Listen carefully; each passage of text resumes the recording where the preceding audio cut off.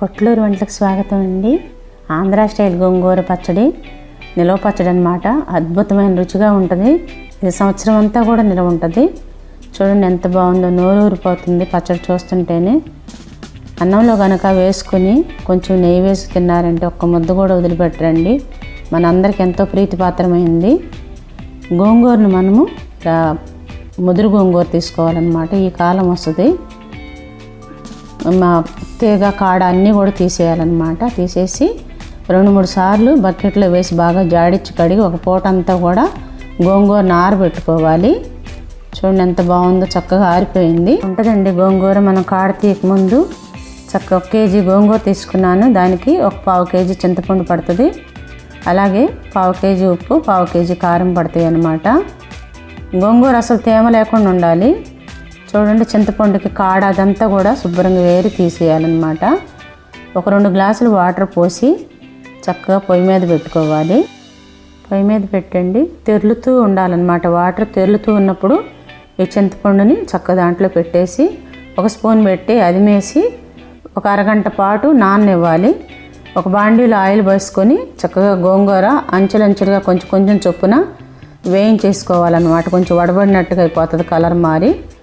అలా వేయించుకొని మొత్తం కూడా ఒక గిన్నెలో పెట్టేసుకోవాలి. చూడండి అంతా కూడా అలా ఒక్కొక్కటి అంచెలంచెలుగా వేయించుకోవాలి. కొంచెం ఆయిల్ వేసుకోవటం, వేయించుకోవటం.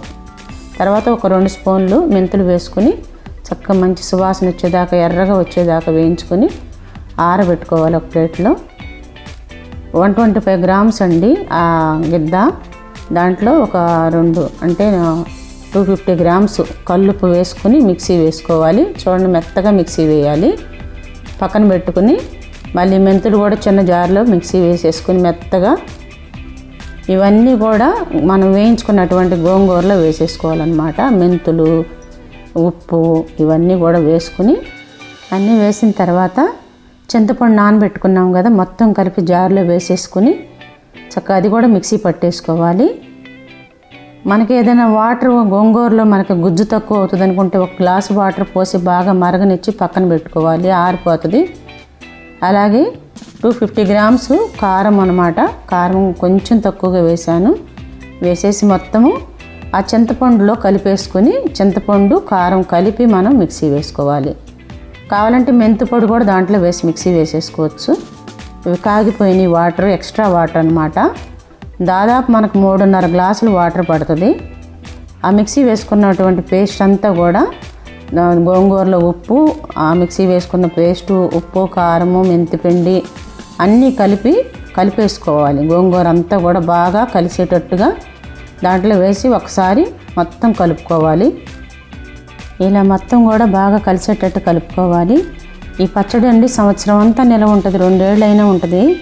నేనైతే మొత్తం తాలింపు పెట్టను, కాస్తే తాలింపు పెట్టుకుంటాను. ఎప్పటికప్పుడు తీసుకుని ఫ్రెష్గా ఆయిల్ పోసి తాలింపు పెట్టుకుంటాను. పప్పులని కరకరలాడుతూ ఉంటాయి అన్నమాట. కొంచెం పసుపు కూడా వేసుకోవాలి. వెల్లుల్లిపాయలు 125 గ్రామ్స్ తీసుకోవాలి. వెల్లుల్లిపాయలు ఎన్ని వేసుకుంటే అంత మంచిది, అంత మంచి వాసన వస్తుందేను. పచ్చడి చాలా టేస్టీగా ఉంటుంది అన్నమాట. మనం వేసినటువంటి ఇంగ్రీడియంట్స్ అన్నీ కూడా కరెక్ట్ కొలత. ఈ పద్ధతిలో మీరు చేసుకున్నారంటే ఇంకేం వేయవసరం లేదు.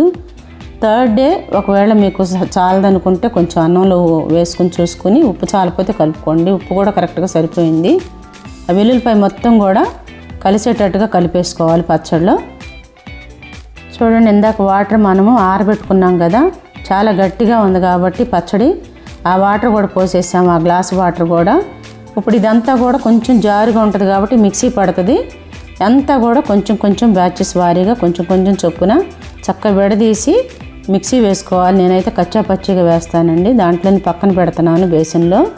మీరు ఇంకా కావాలంటే ఇంకా మెత్తగా వేసుకోవచ్చు. ఇంకొంచెం వాటర్ పోసుకుంటే ఇంకా బాగా మెత్తగా వచ్చేస్తుంది పేస్ట్ లాగా.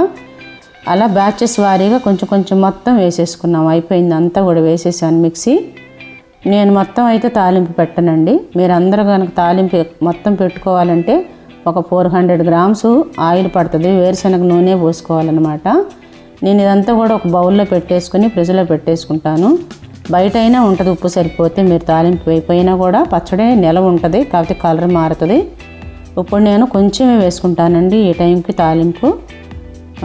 నా దగ్గర ఎండుమిర్చి స్కిప్ అయినాయి, ఆవాలు, అలాగే పచ్చెనపప్పు, జీలకర్ర, ఇంగువ, జీలకర్ర వేయలేదు, ఇంగువ, అవన్నీ వేసేసుకోవటమే. కొంచెం వెల్లుల్లిపాయ పేస్టు, 1 స్పూన్ పసుపు వేసుకోవాలండి. అంతా కూడా చక్కగా మంచి కలర్ వచ్చేదాకా వేయించుకొని కాస్తంత కరివేపాకు రెమ్మలు వేసుకుని వేగిన తర్వాత ఈ పచ్చడి తీసి దాంట్లో వేసేసుకోవటం. మనకు కావాల్సినంత క్వాంటిటీలో ఎప్పుడప్పుడు తాలింపు వేసుకుంటే నూనె ఫ్రెష్గా ఉంటుందండి. పిల్లలు పెద్దవాళ్ళు కూడా అవి పప్పులన్నీ కరకరలాడుతూ ఉంటాయి, టేస్టీగా ఉంటాయి, అలా అయితే ఇష్టంగా తింటారు. ఒక్కసారి తాలింపు పెడితే ఆయిల్ వాసన వస్తుంది అన్నమాట. రెడీ అండి గోంగూర పచ్చడి. ఆంధ్రుల యొక్క అభిమాన పికిల్ ఇది. చాలా చాలా యమ్మీగా ఉంది. మీరందరూ కూడా తయారు చేసుకుని ఎలా ఉందని చెప్పి కామెంట్స్ పెట్టండి. అందరికీ షేర్ చేయండి. నచ్చితే డెఫినెట్గా తయారు చేసుకోండి అండి. ఇందులో ఏబీసీ విటమిన్స్ ఉంటాయండి, అలాగే ఐరన్ ఉంటుంది, హార్ట్ హెల్త్ కాపాడుతుంది, ఇమ్యూనిటీ పెంచుద్ది, చాలా చాలా మంచిది. గోంగూర చాలా బెనిఫిట్స్ ఉన్నాయన్నమాట. అందరూ కూడా చూడండి, రైస్లో వేసుకు తింటే ఉంటుందండి, ఎంత బాగుంటుందో అసలు నోరు ఊరిపోతుంది అన్నమాట. కాస్తంత నెయ్యి, ఇంట్లో తయారు చేసిన నెయ్యి కూడా వేసుకొని ఆహా ముద్ద తింటుంటే ఉంటుందండి. ఎంత బాగుందోనండి, చాలా టేస్టీగా ఉంది. మీరు అందరూ కూడా తయారు చేసుకోవాలండి. అప్పుడప్పుడు వేసుకు తినొచ్చు అనమాట. పచ్చళ్ళు ఎక్కువ తినకూడదు, ఆరోగ్యానికి మంచిది కాదు. రోటి పచ్చడి పద్దాకు చేసుకోవచ్చు 2-3 రోజులకు ఒకసారి. చాలా బాగుందండి.